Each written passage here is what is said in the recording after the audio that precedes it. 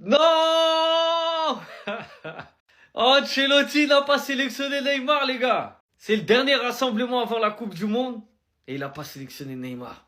Vini, Rafinha, Martinelli, Matheus Cunha, Luis Enrique, Hendrick, Igor Thiago, Ryan, João Pedro. Il n'y a pas de Neymar, ni dans les milieux. Casemiro, Fabinho, Santos, Danilo, Gabriel Sara.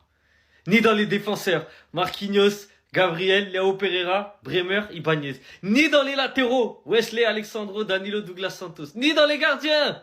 Alisson, Bento, Ederson. Je vois Neymar nulle part.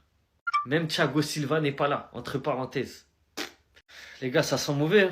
Ça sent mauvais. Comment le dernier rassemblement avant la Coupe du Monde, tu prends pas Ney? Ça veut tout dire.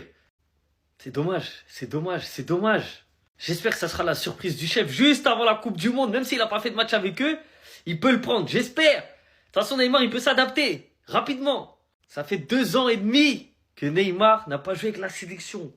Et cette fin de carrière-là, elle m'attriste, elle m'attriste. Les gars, est-ce que vous pensez qu'il va être sélectionné pour la Coupe du Monde? Parce que là, ils l'ont pas pris. Mais est-ce que vous pensez que c'est possible que juste pour la liste à la Coupe du Monde, ils le prennent? Parce que s'il ne le prend pas, les gars, il y a les larmes, elles vont couler. Hein. Les larmes vont couler. Les gars, on s'est voilé la face sur cette histoire Neymar. On s'est menti à nous-mêmes sur cette histoire Neymar, les gars. Il a plus le niveau. Ça fait mal, c'est dur, mais Carlo Ancelotti n'est pas dans les sentiments et ne l'a pas sélectionné pour la dernière liste avant la Coupe du Monde aux États-Unis. Et le pire dans cette histoire, c'est que quand on regarde la liste, c'est pas comme si le Brésil était au complet. Il manque quand même des joueurs qui évoluent au même poste, comme Estevao, comme Rodrigo. On s'est dit qu'avec ces absences-là, Neymar pourrait avoir sa chance, au moins pour être dans cette liste-là. Eh ben non. Je crois qu'Ancelotti, là, il a montré de la fermeté. On rappelle qu'il n'a pas pu, que Neymar avait été laissé au repos pour son dernier match avec Santos. Et c'est peut-être ce dernier match qui lui a coûté sa place en sélection du Brésil et peut-être sa place en Coupe du Monde. Parce qu'on a des mecs comme Ryan qui sont sélectionnés, comme Igor Thiago. Bon, bien sûr, il y a les cadres, Vinicius, Rafinha, Martinelli, Cunha, on a Luis Enrique, on a João Pedro. Et avec tous ces noms, qui n'est pas Neymar, ça fait mal.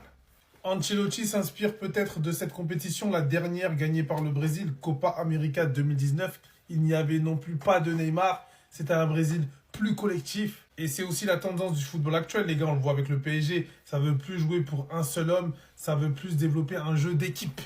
Donc Ancelotti a tranché. Pas de Neymar. Carlo Ancelotti vient de sortir la liste des convoqués pour la prochaine Coupe du Monde. Et autant vous dire qu'il a choqué tout le monde. On commence par le poste de gardien, les amis. Sont convoqués Alisson Becker, Bento et Ederson. Au poste de latéral, les amis, sont convoqués Wesley, Alexandro, Danilo et Douglas Santos. En défense centrale, les amis, le premier convoqué est Marquinhos. Ensuite, Magalhaes, Léo Pereira, Bremer et pour terminer, Ibanez. Alors là, pour le coup, en défense, Marquinhos est le plus expérimenté. Au poste de milieu, les amis, le premier convoqué est notre cher Casemiro. Lui qui est actuellement en pétard avec Manchester United, totalement mérité. Ensuite, on a Fabinho, ancien joueur de Liverpool, André Santos, Danilo, Gabriel Sara. Donc là aussi, les deux joueurs les plus expérimentés, c'est Fabinho et Casemiro. Maintenant, on passe à l'attaque, c'est là qui a choqué tout le monde. Le premier convoqué, c'est bien évidemment Vinicius Junior. Et Carlo Ancelotti a même tenu à laisser un message en disant ceci: je suis convaincu que Vinicius réalisera une excellente Coupe du Monde. Il est brésilien et il a le caractère d'un Brésilien. Les Brésiliens sont des gens joyeux et très humbles. Après Vinicius, les amis, est convoqué Rafinha, totalement mérité aussi. Lui qui a d'ailleurs claqué un triplé hier. Ensuite, on a Gabriel Martinelli, Matheus Cunha, Luis Enrique, Hendrick. Eh oui, les amis, Hendrick fait son retour à la Coupe du Monde. Il a réussi son objectif, c'est exactement pourquoi il était parti à Lyon. Après Hendrick, les amis, on a Igor Thiago, Ryan et pour terminer, João Pedro. Comme vous l'avez compris, malheureusement, il n'y aura pas de Neymar. Il y en a qui en voudront à Carlo Ancelotti de ne pas l'avoir pris, étant donné qu'il y a beaucoup de joueurs qui militaient pour son retour. Et au vu de sa fragilité, les amis, est-ce que vous aurez pris le risque? Et d'ailleurs, hier, il a dit ceci à un journaliste. Il dit, demain c'est la sélection, que je sois sélectionné ou non, je soutiendrai toujours l'équipe nationale brésilienne. Donc voilà, il n'a pas été sélectionné. Ancelotti vient de dévoiler sa liste. Je vous spoil tout de suite. Pas de retour de Neymar. Le Brésil va affronter la France et la Croatie. Et on aurait pu avoir des petites retrouvailles entre Kylian Mbappé et Neymar. Malheureusement, ça n'arrivera pas. Au goal, on retrouve Alisson, Bento, Ederson. Pour les latéraux, Wesley, Alexandro, Danilo, Douglas Santos. Je suis désolé, mais pour moi, c'est très grave qu'au Brésil, encore aujourd'hui, Danilo soit présent en sélection. En défense centrale, Marquinhos, Gabriel, Léo Pereira, Bremer et Ibanez. Au milieu de terrain, Casemiro, Fabinho, André Santos, Danilo et Gabriel Sara. Gabriel Sara fait une belle saison quand même. Et surtout en attaque, Vinicius, classique. Rafinha, bien évidemment le meilleur brésilien.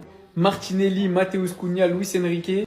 Et ouais, Bobby est de retour. Bobby fait son grand retour en sélection, accompagné d'Igor Thiago qui est en train de réaliser tout simplement une saison exceptionnelle à Brentford, João Pedro et Ryan. D'ailleurs, Ancelotti a déclaré Ryan aura un très grand futur avec la sélection. Il a de très belles qualités, il est puissant, j'aime beaucoup son attitude sur le terrain. Son impact en première ligue a été excellent et c'était pas facile. Je ne sais pas s'il viendra à la Coupe du Monde, mais son futur est brillant. Il s'est également exprimé sur Neymar et sa non-sélection et il a déclaré Neymar n'est pas convoqué car il n'est pas à 100%. Il peut être appelé à la Coupe du Monde, mais je ne l'ai pas appelé maintenant car il n'est pas à 100%. Il a besoin de continuer à jouer des matchs afin de garder une bonne condition physique. Je pense que comme tout le monde, on attend The Last Dance parce que c'est très clairement sa dernière des dernières danses possibles au haut niveau sur la scène mondiale. Et je pense que même s'il n'est pas en forme, il faut l'appeler. Voilà, même s'il joue pas beaucoup.